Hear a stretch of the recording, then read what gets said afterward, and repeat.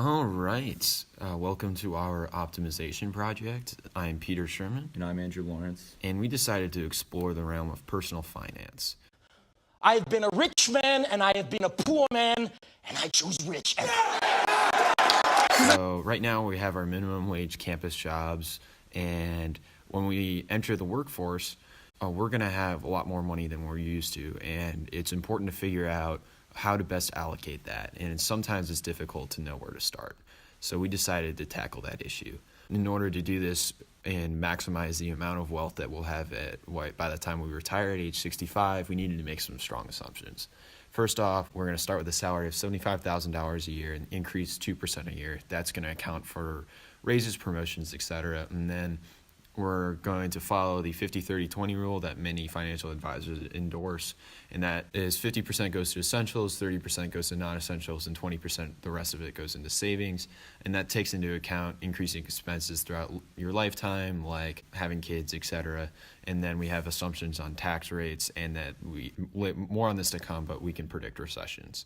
Our decision variables for the various investment options: we have a few growth indexes, government bonds, a couple retirement accounts, and a 529.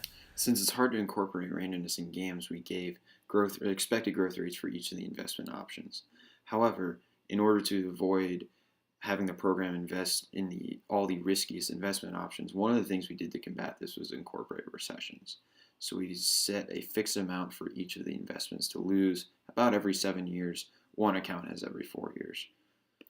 As far as our growth rate calculations go, we pretty much did a time value of money problem where we took the expected growth of an investment in year I to retirement age at 65.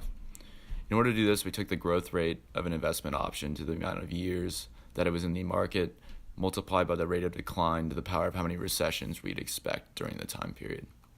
As far as our objective function goes, we simply took the tax rate multiplied by the sum of the amount of growth in each option. As you can see, some of these options have different tax rates and some don't have tax rates at all, just due to how taxes apply when you pull money out of those investment options. As far as our constraints go, the main objective is kind of to minimize risk, so we only allowed ourselves to invest 35% of our available income into the riskier investment options. These investment options include things like the small cap growth as well as the S&P 500. We also had some additional constraints for things such as we're going to put 2 kids through college. We said we should invest at least $200,000 into a 529 plan over the 43-year career. As far as our output goes, we will have about $2.6 million in cash at retirement. The model put most of the money in the S&P 500 and the small cap indexes.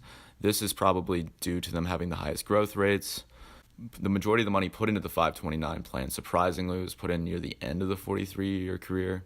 Non-surprisingly, any money during the recessionary periods was pretty much added into the government bonds. This is just because those were the only investment options during those years that had a positive return.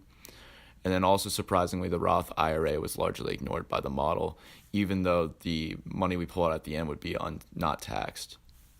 As far as improvements go for our model, time unfortunately was the limiting resource for us. We'd have liked to add dividends to the model, but that would have added exponential number of variables to our model, and as well as the ability to sell stocks and transfer funds each year.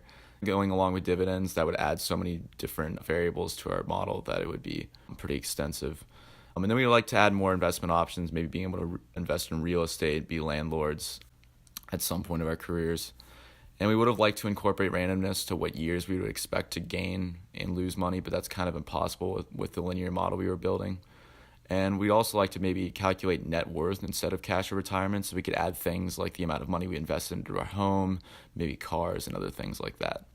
So that was kind of the end of our project. Thank you guys for listening.